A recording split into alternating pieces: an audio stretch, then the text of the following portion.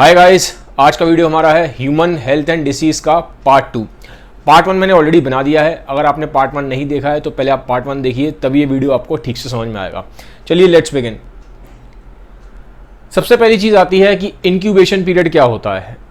देखिए, मान लीजिए आपकी बॉडी में कोई बैक्टीरिया आ गया या वायरस ने किसी आपके ऊपर अटैक कर दिया। कोई भी बैक्टीरिया या वायरस आपके ऊपर अगर अटैक करता है तो ज़रूरी नहीं है एकदम से आप बीमार पड़ जाएं, एकदम से आपको सिम्टम्स आ जाएं। ठीक है, थोड़ा टाइम लगता है। तो आपकी बॉडी में यहां पे बैक्टीरिया या वायरस ने अटैक किया, सिम्टम्स आने आपको शुरू हुए कुछ टाइम बाद। तो ये जो बीच का टाइम पीरियड है इसे हम बोलते हैं इंक्यूबेशन पीरियड। एग्जाम्पल ले लो, जैसे कि मान लो एक बीमारी है टाइफाइड। टाइफाइड एक बैक्टीरिया की वजह से होती है, एक बैक्टीरिया की वजह से होती है। तो उस ये बैक्टीरिया मान लो आपको अटैक कर रहा है टाइफाइड का।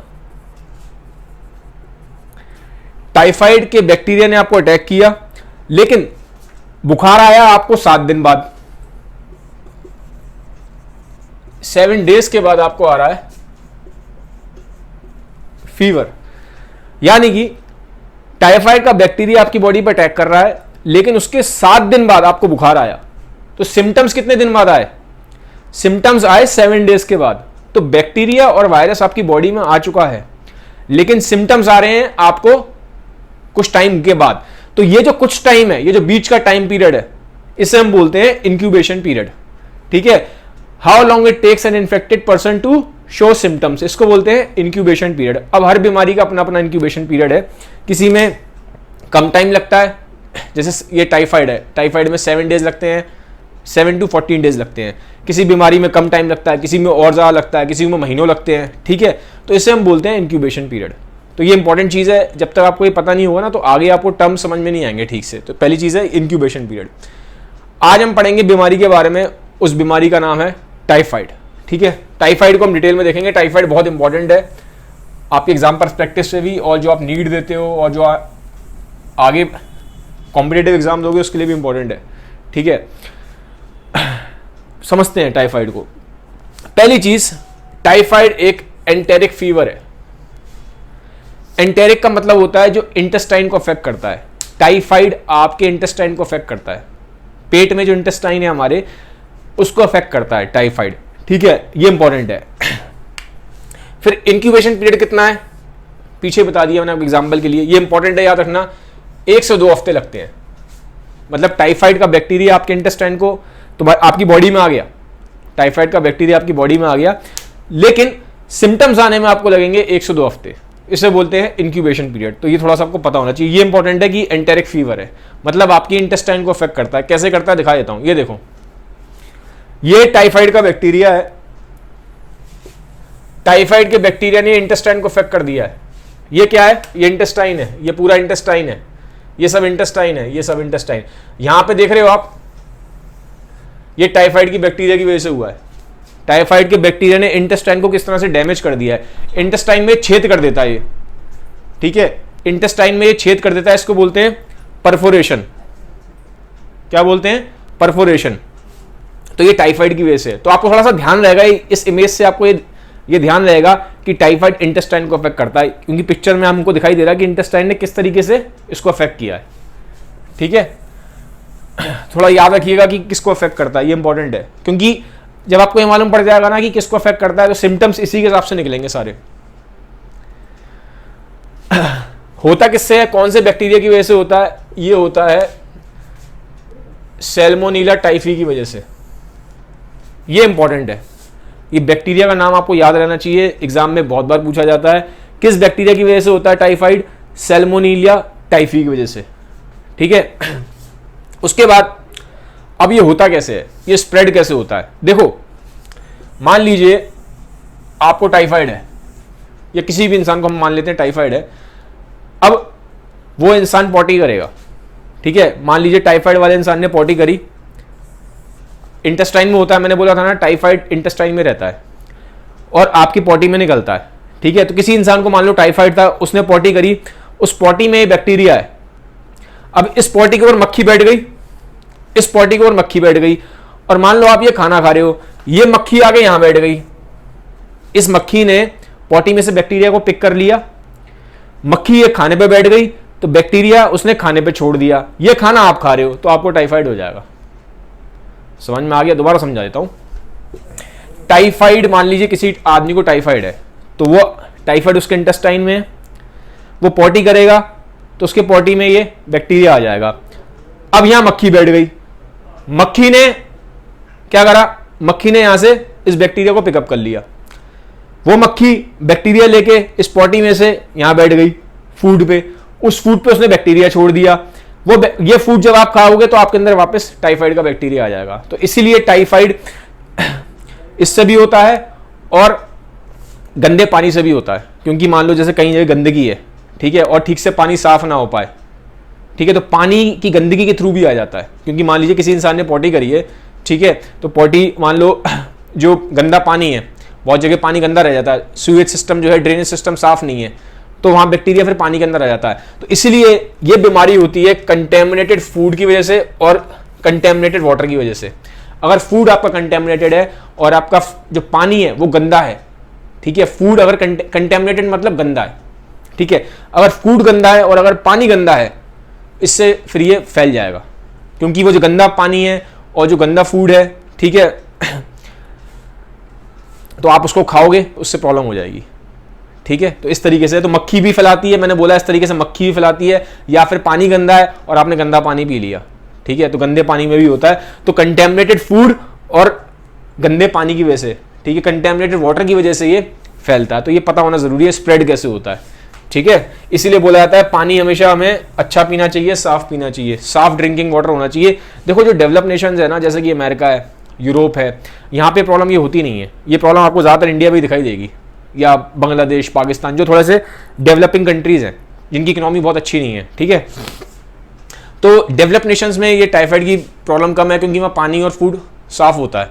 हमारे देश में ये प्रॉब्लम ज़्यादा है, स्पेशली जो पिछड़े इलाके हैं, गरीब इलाके हैं, गाँव के पिछड़े हुए जो इलाके हैं, वहाँ पे प्रॉब्लम बहुत होती है, ठीक है। अब आपको समझ में आ गया तो आपको थोड़ा सा आसान हो जाएगा समझने में। ये मैं इसलिए क्यों समझाया कि स्प्रेड कैसे होता है। जब आपको ये मालूम पड़ेगा ना कि स्प्रेड कैसे होता है, तो आपको सिम्टम्स याद नहीं करने पड़ेंगे, नहीं तो रट्टे मारने पड़ते हैं। तो रट्टा फिर आपको बहुत कम मारना पड़ेगा, इजीली समझ में आ जाएगा।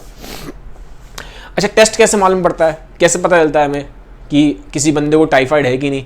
इसके लिए टेस्ट होता है, इस टेस्ट का नाम है विडाल टेस्ट, ठीक है। सिम्टम्स अभी हम पढ़ेंगे, लेकिन क्या होता है, बहुत सारे सिम्टम्स ना बहुत सारी बीमारियों में कॉमन होते हैं। जैसे इसमें बोला फीवर, फीवर इसका एक सिम्टम है। अब फीवर तो जब भी आपकी बॉडी में कोई भी पैथोजन अटैक करेगा, कोई भी बैक्टीरिया वायरस अटैक करेगा, फीवर तो आएगा ही आएगा। तो फीवर से हम खाली या सिम्टम्स के बेसिस पे जज कर पाना पॉसिबल नहीं होता, तो हमें कुछ टेस्ट करना पड़ता है। तो ये टेस्ट है विडाल टेस्ट, ठीक है। विडाल टेस्ट से हमें कंफर्म होगा कि इस बंदे को टाइफाइड है कि नहीं।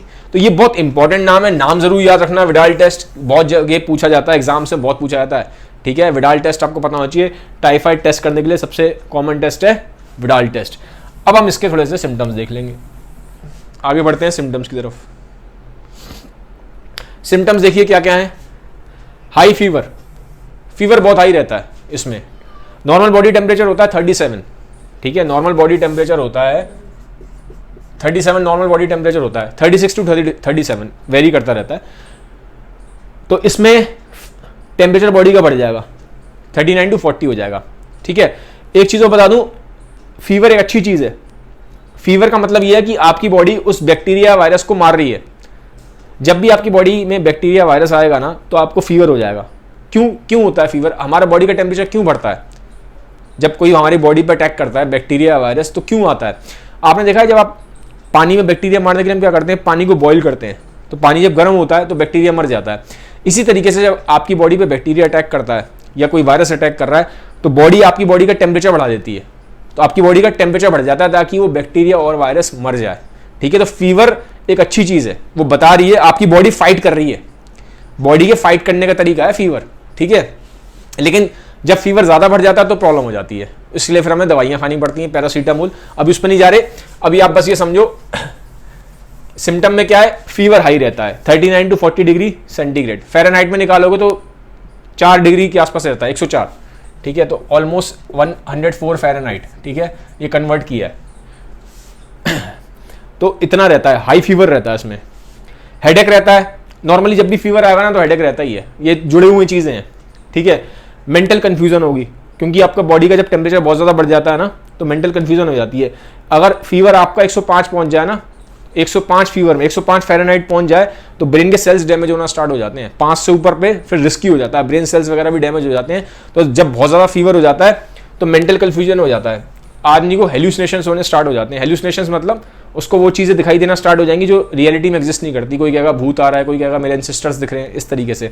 आपने बहुत लोगों को देखा होगा जब हॉस्पिटल में होते हैं ना तो ऐसी बातें करते हैं कि मेरे पूर्वज आ गए मुझे लेने, या कोई मुझे भूत दिखाई दे रहा है। तो ये सब ज़्यादातर इसकी वजह से हो जाता है। अगर आपका फीवर बहुत हाई हो जाए ना, 105 डिग्री क्रॉस कर जाए तो ब्रेन पे इफेक्ट आ जाता है। फिर इसका सिम्टम है एब्डोमिनल पेन। एब्डोमिनल पेन तो रहेगा ही रहेगा। पेट ये अफेक्ट कहाँ होता है? टाइफाइड इंटेस्टाइन को अफेक्ट करता है, तो इंटेस्टाइन पे इफेक्ट आएगा तो एब्डोमिनल पेन तो होगा ही, पेट में दर्द होगा ही होगा। फिर रोज कलर स्पॉट, बॉडी पे ना स्पॉट्स आ जाते हैं रोज कलर के, देखो ऐसे दिखते हैं, ये देख रहे हो आप स्पॉट्स इस बंदे को, ये रोज कलर के स्पॉट्स है, ठीक है। नेक पे इस तरह से, एब्डोमेन पे, पेट पे हर जगह आ जाते हैं। ये पीट के दिखाए मैंने आपको, बट इस तरह के स्पॉट्स आ जाते हैं बॉडी में टाइफाइड के केस में, ठीक है। तो ये सिम्टम हो गया। फिर कॉन्स्टिपेशन हो जाता है, पेट की प्रॉब्लम है तो पेट तो खराब रहेगा, ठीक। कॉन्स्टिपेशन क्या मतलब होता है कि आप फ्रेश नहीं हो पाओगे, आप पॉटी जाओगे पॉटी आएगी नहीं, ठीक है। तो ये प्रॉब्लम होती है। कुछ केसेस में आगे जाके डायरिया भी हो जाता है। डायरिया मतलब फिर पूरे दिन पॉटी आती रहती है, ठीक है। उल्टा भी हो जाता है आगे जाके, ठीक है। कुछ केसेस में वीकनेस रहती है, फीवर है तो वीकनेस तो रहेगी। भूख खत्म हो जाती है, भूख खत्म तो हो ही जाएगी।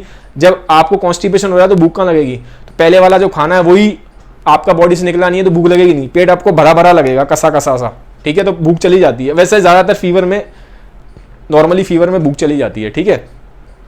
Intestinal perforation and death in severe cases, इसका मतलब क्या है? परफोरेशन का मतलब होता है होल करना, छेद करना। तो इंटेस्टाइन में छेद हो जाता है, देखो ये दिख रहा है आपको, जो मैंने आपको बताया था, ये इंटेस्टाइन है, इंटेस्टाइन में छेद हो गया इतना बड़ा, ठीक है। अब ये फिर क्या हुआ, इस केस में बैक्टीरिया इंटेस्टाइन से निकल के ब्लड में आ जाता है, फिर ब्लड के थ्रू बॉडी में पहुंच जाएगा, और फिर आपके धीमे धीमे सीवियर केसेस में, नॉर्मली ये होता नहीं है, सीवियर केस में होता है ये, तो सीवियर केस में ये फिर ये आपको डेथ भी हो सकती है इस केस में, क्योंकि जब आपके पूरे बॉडी में पहुंच गया फिर ऑर्गन्स को डैमेज करना स्टार्ट कर देता है, ठीक है। मोस्टली ये गाँव वगैरह में होता है जहाँ लोगों को प्रॉपर इलाज कराते नहीं है, लेट करते रहते हैं, ठीक है। नॉर्मली सिटी वगैरह में नहीं होगा अनटिल अनलेस आप इसका इलाज ही ना कराओ अपना, ठीक है। ट्रीटमेंट क्या है? ट्रीटमेंट की बात करते हैं। देखो, बैक्टीरिया से अगर कोई भी प्रॉब्लम होगी तो उसका ट्रीटमेंट होता है एंटीबायोटिक। बैक्टीरिया से प्रॉब्लम हो रही है ना, ये टाइफाइड, सैल्मोनेलिया टाइफी, तो बैक्टीरिया से जब भी कोई भी प्रॉब्लम होगी आपको तो उसका इलाज है एंटीबायोटिक। तो उसका इलाज क्या होगा? एंटीबायोटिक, ठीक है। इस याद रख लो, बैक्टीरिया से कोई प्रॉब्लम है, इलाज एंटीबायोटिक है। कोरोना वायरस फैला हुआ है, हम एंटीबायोटिक से इलाज क्यों नहीं कर पा रहे? क्योंकि कोरोना क्या है? वायरस है। वायरस में एंटीबायोटिक काम नहीं करते, वायरस में एंटीबायोटिक काम नहीं करते, बैक्टीरिया में काम करते हैं। उसका ट्रीटमेंट क्या हो गया? एंटीबायोटिक। फिर क्या होता है? इम्यूनाइजेशन। एक वैक्सीन लगा दी जाती है, जैसे कि मान लीजिए अमेरिका में आदमी रहता है। अब अमेरिका में तो टाइफाइड होता नहीं है, वहाँ तो पानी वानी और फूड वगैरह साफ है। अब मान लो वो किसी पुअर कंट्री में जा रहा है, वो इंसान किसी पुअर कंट्री में जा रहा है, मान लो किसी अफ्रीका वाली कंट्री में जा रहा है, बैकवर्ड कंट्री है, बहुत गरीबी बहुत है अफ्रीका में, तो यहाँ पे पानी वगैरह फूड गंदा होता है। अब इस आदमी को डर है कि मुझे प्रॉब्लम ना हो जाए, तो ये क्या करेगा? वैक्सीन लगा लेगा, ठीक है। तो वैक्सीन, ये वाली वैक्सीन लगा के जाएगा। तो इससे फिर क्या है? इसको एक प्रोटेक्शन मिलेगा कि जब ये यहाँ जाएगा तो उसको चांसेस कम होंगे कि इसको टाइफाइड डिसीज आ जाए। तो ये पहले से प्रोटेक्ट होकर जा रहा है, वैक्सीन लगा के जा रहा है, ठीक है। तो इस तरीके से होता है। इसकी इम्यूनिटी रहती है 3 साल तक। फिर पानी ज़्यादा पीना चाहिए। नॉर्मली जब आपको टाइफाइड हो जाता है किसी को तो उसको बोला जाता है कि पानी वानी ठीक से पिए, फ्लूइड्स वगैरह ठीक से पिए, ठीक है। तो ये सब चीज़ें, सिंपल था, ज़्यादा कुछ इसमें है नहीं। अब ये है टाइफाइड मैरी। क्या इनका नाम है टाइफाइड मैरी? टाइफाइड मैरी नाम नहीं है, इनका असली नाम तो था मैरी मिलन, ये इनका नाम था, असली नाम इनका मैरी मिलन था। ये रहने वाली थी आयरलैंड की, ये काम कर रही थी न्यूयॉर्क में, ठीक है। अब क्या हुआ? ये कुक थी, आइसक्रीम बनाती थी।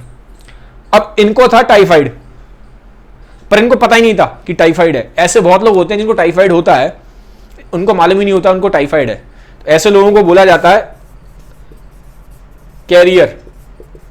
कैरियर। वो लोग होते हैं जिनको टाइफाइड होता है लेकिन उनको मालूम ही नहीं होता कि इनको टाइफाइड है, क्योंकि उनकी बॉडी में कोई सिम्टम्स नहीं होते, उनकी बॉडी में कोई सिम्टम्स नहीं होते। तो ऐसे ही ये थी, इनको था टाइफाइड, ये कैरियर थी, लेकिन इनको पता ही नहीं था कि इनको टाइफाइड है। तो अब क्या हुआ, अब बहुत सारी थ्योरीज हैं कि कैसे इन्होंने किया क्या था। ये खाना बनाती थी, खाने में टाइफाइड का बैक्टीरिया आ जाता था इनके थ्रू, और करीबन 50 लोग इनका खाना खा के मर गए। आइसक्रीम थी, बहुत फेमस आइसक्रीम बनाती थी, और ठंडे में तो वैसे ही बैक्टीरिया थोड़ा ज़्यादा जिंदा रहता है। तो इन्होंने ये आइसक्रीम बनाती थी, वो आइसक्रीम को खा के 50 लोग मर गए। तो इनको टाइफाइड बैक्टीरिया था, इनको मालूम नहीं था इनको टाइफाइड है, इनके थ्रू आइसक्रीम में आ गया, आइसक्रीम खा के 50 लोग के आसपास मर गए। ठीक है, अब ये सवाल भी उठता है कि इनको आया कैसे, मतलब इनके थ्रू फूड में कैसे आया, ये भी एक क्वेश्चन उठता है। ये फिर इसके पीछे बहुत सारी थ्योरीज है कि इनके थ्रू फूड में कैसे आया। एक्चुअल में इनके नाखून थे बड़े, तो नाखून बड़े थे, तो अब ये बात है जैसे ये 1900 के आसपास की, ठीक है, उस टाइम एंटीबायोटिक भी नहीं थे, इसलिए लोग मर गए थे काफ़ी।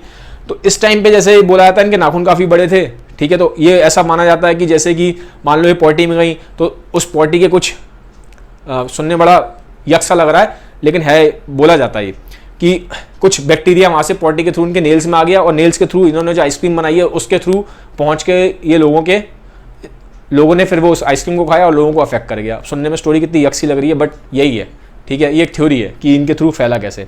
तो आप ये देखो, ये जो पिक्चर भी है ना, ये पिक्चर भी जो दिखाई दे रही है, इसमें दिखा रहे हैं जो ये खाना बना रही है उसमें हड्डी दिखाई दे रही है। हड्डी क्यों? क्योंकि ये एक सिंबल है, मतलब एक इमेज इलस्ट्रेशन है, दिखाया गया है कि इन्होंने जो खाना बनाया था ना उसको खा के लोग मर गए, तो उन्होंने, तो इसलिए यहाँ खोपड़ी बनाई गई है। खोपड़ी क्यों? मतलब ये एक तरीके से रिप्रेजेंट कर रही है कि इनके खाने से लोग मरे हैं। ये ऐसे खोपड़ी खाने में बना नहीं रही थी, खोपड़ी है, ये सिर्फ एक दिखाया गया है, सिंबॉलिक है। सिंबॉलिक ये है कि जो भी इन्होंने खाना खाया उसको खा के लोग मर गए, तो इसलिए यहाँ पे ये बना रखी है कि लोग डेथ हो गई, क्योंकि ये खोपड़ी किसको रिप्रेजेंट करती है? ये रिप्रेजेंट करती है डेथ को। तो इनके खाना खा के लोग मर रहे थे, तो इसीलिए एक आर्टिस्ट ने पिक्चर इनकी बनाई है जिससे रिप्रेजेंट करा जा रहा है कि इनके खाना खा के लोग मर गए थे। ठीक है, तो इनकी स्टोरी है मैरी मिलन की, इनका नाम पड़ गया टाइफाइड मैरी। उनको खुद को नहीं पता था कि इनके थ्रू इतने लोग मर जाएंगे, इनके थ्रू टाइफाइड फैलेगा। इनको बहुत लंबे टाइम तक आइसोलेट करा गया था, जैसे आज के टाइम में क्वारंटाइन किया जाता है ना कोरोना वायरस के टाइम पे, तो इनको भी आइसोलेट कर दिया गया था। ठीक है, तो काफ़ी टाइम, लंबे टाइम तक आइसोलेशन में रही थी। तो गाइस ये था वीडियो आज का, पूरा टाइफाइड के ऊपर है। वीडियो अगर आपको अच्छा लगा है तो यार बड़ी मेहनत लगती है ऐसे वीडियोस बनाने में, इन वीडियोस को शेयर जरूर करा करिए। Have a nice day, bye bye, take care.